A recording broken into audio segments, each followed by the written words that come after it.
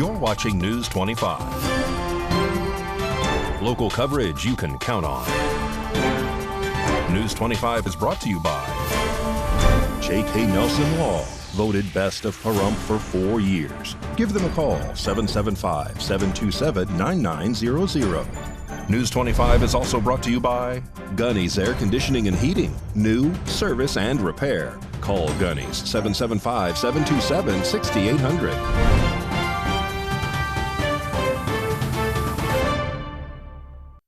Hello and welcome to this edition of News 25. I'm Unette Gentry. Thanks for joining us on A's Country Radio, and we're also streaming at KPVM.TV, and we're now on Roku. It is Thursday, March 28th. In our top story, Nye County Landfill Management contacts the Nye County Sheriff's Office this morning to report a possible live grenade in the landfill here in Pahrump on Mesquite Avenue. So soon after, all employees and guests are evacuated from the area for safety reasons. News 25 is speaking with Sheriff Joe McGill, who gives us more details. Hi, today at about 11:15, we received a call into NCSO dispatch in reference to a possible explosive device being located here at the Pahrump landfill. A deputy responded and contacted the landfill management and advised that they said that they had found a possible live military hand grenade in the landfill. The deputy was able to take a look at the object, and it was determined that it was possibly a live grenade. So proper precautions were taken and evacuation was done. Work process was stopped in the area and everybody was moved out of the area for safety. We've contacted the Las Vegas bomb squad who responded, and currently they are on scene making a determination whether this is a live explosive or not. And based on that evaluation, they will handle it properly and dispose of it if necessary. Thank you. And that grenade was reported as not being real, and thankfully the landfill was reopened just before 3 p.m. In more local news, motorhome erupts in intense blazes and fire was streaming everywhere. Luckily, the owner was away and remained uninjured. News 25 has more from Fire Chief Scott Lewis about this blaze. Last evening, just after the dinner hour, Pahrump Fire Rescue was dispatched for a report of an unknown type fire.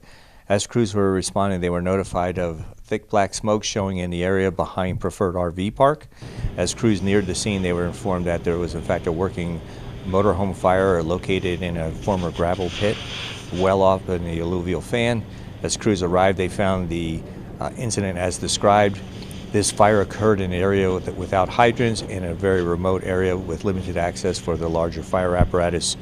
Crews commenced a defensive exterior objective, which means they stayed on the outside of the motorhome due to the heavy fire conditions. It was not initially known whether the vehicle was occupied, and it appeared to be used as a fixed structure. Crews then conducted an exterior primary and secondary search, found no evidence of anyone at the time of the fire. Fire was quickly controlled and extinguished without incident, and there were no injuries. The fire is under investigation, but it eludes us as to what the actual ignition source was at this point, considering the fact that it was used as a fixed residence and also involved a mobile structure. There were no animals found or known of. When there's a vehicle involved, there's the tires, there's the fuel that's contained within, there's the accumulation of personal property stored within the unit. It was butted up against quite a large, tall hill, so it retained all that heat. So it's just a lot of factors. And again, we had a special call water tender to bring additional water to us, and that's because of the area not being with hydrants. The alluvial fan is a location where there's a gathering of transients and other people living up in that area. That's a geographical reference. And in entertainment news, famous hip-hop producer and rapper Sean P. Diddy Combs has 2 of his properties raided by law enforcement agencies as part of a human trafficking investigation. RJ Camacho reports.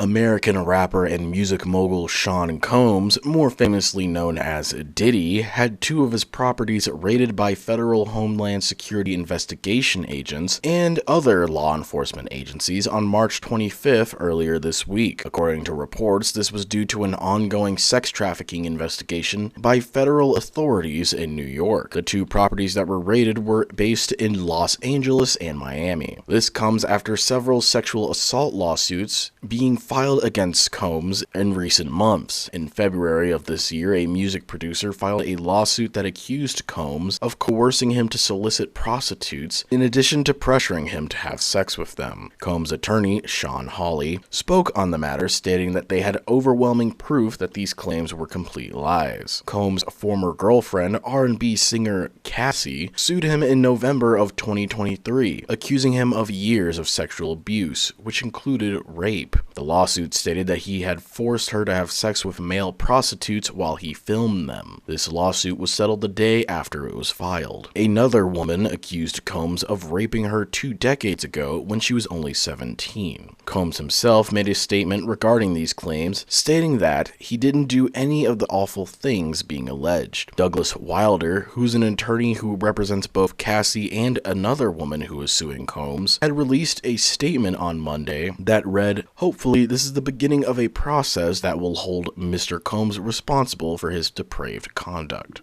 As of reporting, it is unclear whether or not the search is related to any of the allegations from the aforementioned lawsuits. Combs' lawyer, Aaron Dyer, released a statement regarding the raids on 2 of Combs' properties, stating that there was a gross overuse of military-level force as search warrants were executed at Mr. Combs' residences. There is no excuse for the excessive show of force and hostility exhibited by authorities or the way his children and employees were treated. However, Combs was not detained and instead spoke to authorities. Neither were any of his family members arrested or was his travel restricted. Dyer has gone on to call the raid an unprecedented ambush and blames the raid for a premature rush of judgment on Combs. He has additionally called these raids a witch hunt based on, quote, meritless accusations. And the woman accused of randomly shooting a man in a Las Vegas apartment complex is taken into custody.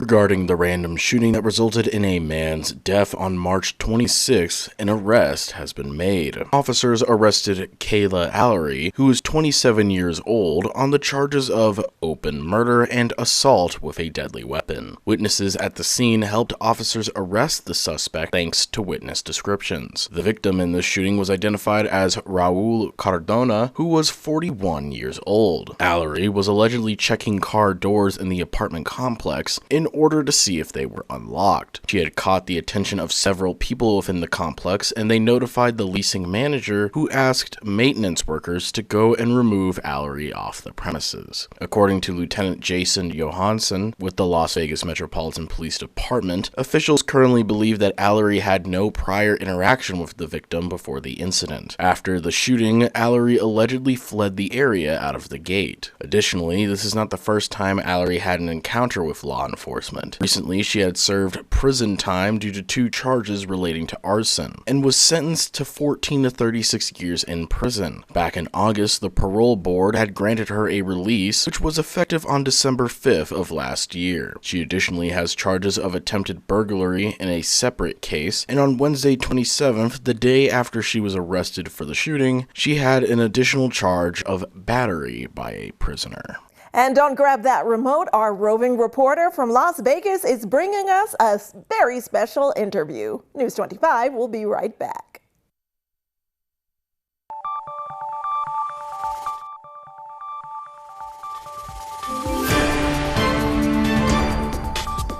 You're watching News 25. Local coverage you can count on.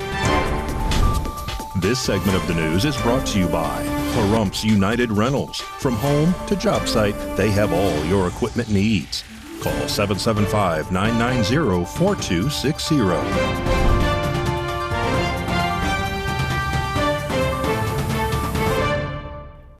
Welcome back to News 25.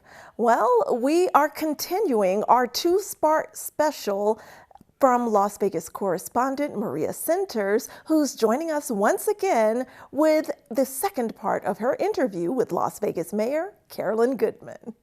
Dynamic duo Carolyn and Oscar Goodman serve as the only known case of a spouse succeeding a spouse as mayor here in the USA. In part 2 of our exclusive sit-down interview, Las Vegas Mayor Carolyn Goodman details her representation, thoughts on America's current state of affairs, and the criminal justice system here in Clark County and beyond. I believe you have to represent all the people because you're representing the taxpayer dollar, and they want to make sure the public dollars are spent carefully, wisely, and not only for one person or one idea, one concept. And it really is a job that you have to look at the whole and the diversity of the community about which I spoke. And I think the most critical piece of it, you have to learn to listen. You have to be a moderator. Nobody gets 100% ever, and people need to know, I'm going to get 75%. That's pretty darn good. In 2019, the Queen of Clark County's term was extended by 1 year due to a transition in state law. There has to be a balance. There has to be a learn that you can trust whatever you're being asked to do. And to me, that's the biggest problem right now. What's the truth? What are we being fed? What is really a point of trust that we can have in our government? I look at one side in this presidential election and have opinions, and then I look at the other side and I'm saying, neither really is where this country needs to be. A devoted mother of 4, 2 of Mayor Goodman's sons have dedicated their careers to the judicial system right here in their hometown. Heavy-hitting criminal defense attorney Ross Goodman is a force to be reckoned with, while Eric Goodman serves as a Las Vegas Justice of the Peace. If it's an illegal and harmful and bad, how can you support any of that? We need laws, and good laws, fair laws, and inspiring laws for us. Reporting right here from the heart of Las Vegas, I'm Maria Centers for Southern Nevada News Network. Thanks so much, Maria, and we look forward to your next interview with any of the Goodmans. And in news just in time for opening day today of Major League Baseball, an ex-MLB player and ex-probation officer with the Henderson Police Department is arrested for a DUI.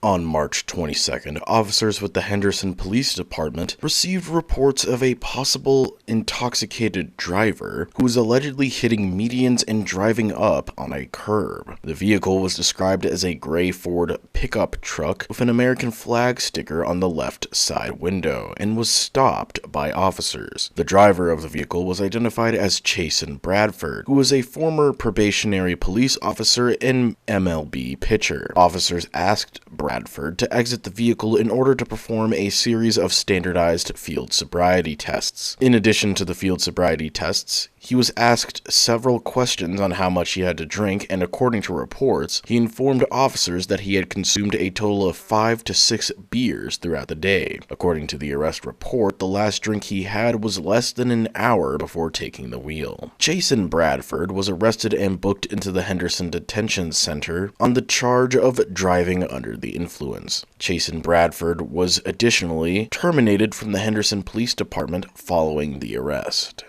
And an unusual turn of events, a Las Vegas man received jail time for shooting his gun in his own apartment, but unfortunately, he also hit his neighbor.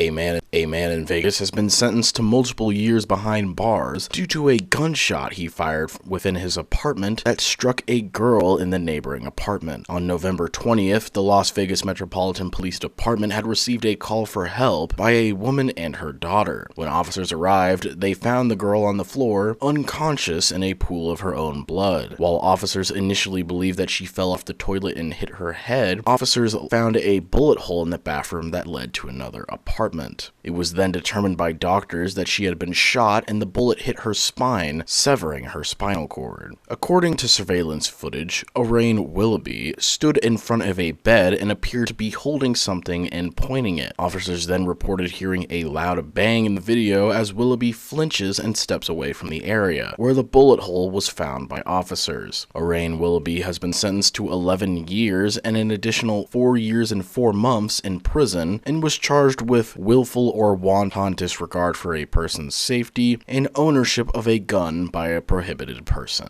And another Vegas resident is sentenced to prison after uploading more than 30 files of child sexual abuse material. A Vegas resident identified as William Spar, who was a registered sex offender, was sentenced in court on March 26 to 10 years in prison, followed by 35 years of supervised release for unlawful possession of child sexual abuse material on his phone. According to court documents, the National Center for Missing and Exploited Children had sent a cyber tip to the Las Vegas Metropolitan Police Department that a user had uploaded approximately 30 files that contained child sexual abuse material. According to reports, Spar's cell phone was shown to have a total of 33 images of child sexual abuse material after a forensic examination, and on October 2023 he pled guilty to the possession of child pornography. This case was additionally a part of Project Safe Childhood, which is a nationwide initiative that aims to combat child sexual exploitation and abuse, and was launched in May 2006 by the Justice Department. And stay tuned. After this break, we're telling you about an awesome book fair being put on by a CSN English department professor. We'll be right back.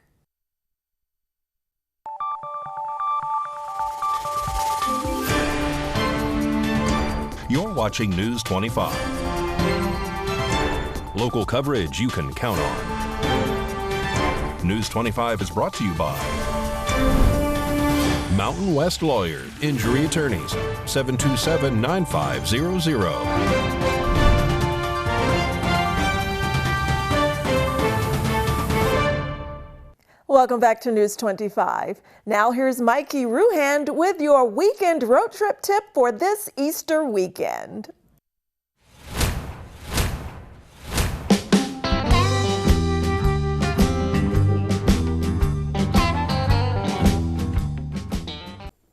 Looking to get away this weekend? Right here in the paradise of Pahrump, Calvada Eye. The Calvada Eye covers an area of 8.2 acres. This park is suitable for walking. The site currently includes 2 recently refurbished man-made ponds with associated footpaths and pedestrian bridges. While you're there, take in the beautiful fresh mountain air and the gorgeous landscape. Take some time to check out the First Responders Reflection Area, which honors the brave men and women of Pahrump and Nye County. A little tribute to Art Bell, and of course the wild horses, including a newborn foal. But remember to use extreme caution when in the presence of wild animals. Thanks, Mikey. And if you are an avid reader or aspire to become one, listen up. There is a wonderful book fair being held Saturday, April 13th from 10 a.m. until 4 p.m. on the historic Las Vegas West Side's garden, and it is our mother's garden. And that book fair will feature authors such as Marita Golden, Fred Moten, Ayanna Mathis, and others. And it is being sponsored by the Adobo Collective and in conjunction with the College of Southern Nevada, Nevada State University, and Meow Wolf. And that location will be at 1300 C Street in Las Vegas, 89106. For more information, contact www.adobocollective.org. And turning back now to Pahrump news, what does the power of community mean to you? Community is at the core of Valley Electric Association because it does more than just provide power. This segment of News 25 is brought to you by Valley Electric and its family of companies focused on serving our members. We're better together. What does community mean to you? To us, it means powering the lives of the members we serve. But it's more than providing energy. In a community, neighbors look out for each other, and that's what we aim to do for you because we're led by you, the members we serve, not by outside investors who are only looking to make a profit. This means we'll choose you and our community's best interest every time. For us, the power of community comes from the people who live here. That includes our employees and board members who live right here in our community. You'll see them at ball games, fall festival, and other local events. Whether we're investing in tomorrow's leaders through our youth programs and scholarships, helping you save energy at home, or volunteering to improve the lives of our neighbors, we're working hard to make this a better place to live and work. Valley Electric was created by the community for the community, and there's no place we would rather be. We love what we do because of members like you.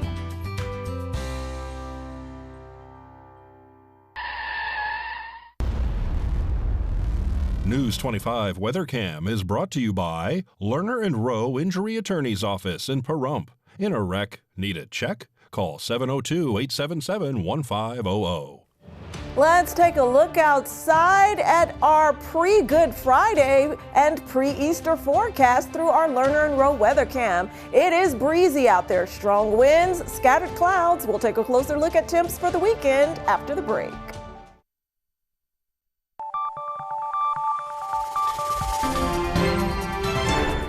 News 25 weather is brought to you by Dairy Council of Nevada. Undeniably delicious, undeniably dairy. Enjoy what's real.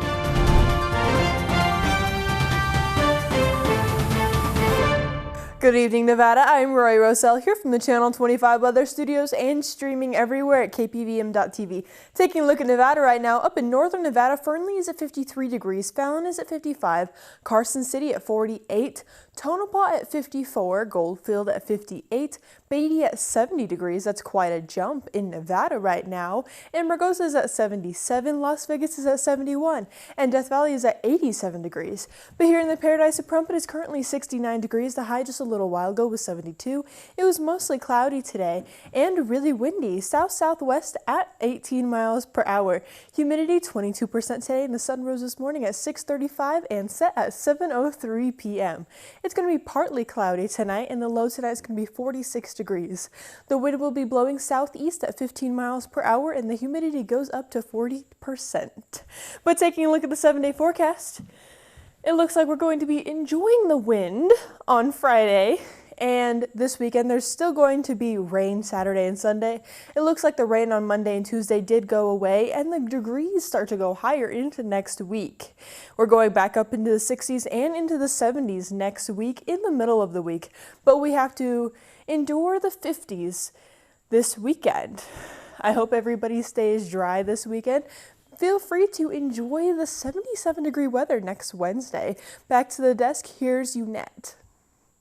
Thanks for that forecast, Rory. And to everyone out there, have a happy Good Friday and happy Easter. And don't forget to mark your calendar for the book fair hosted by CSN English professor Erica Vital-Lazar. That's on April 13th, and we'll remind you again as it gets closer to that wonderful event date. I'm Unette Gentry. Thanks for joining us. Good night.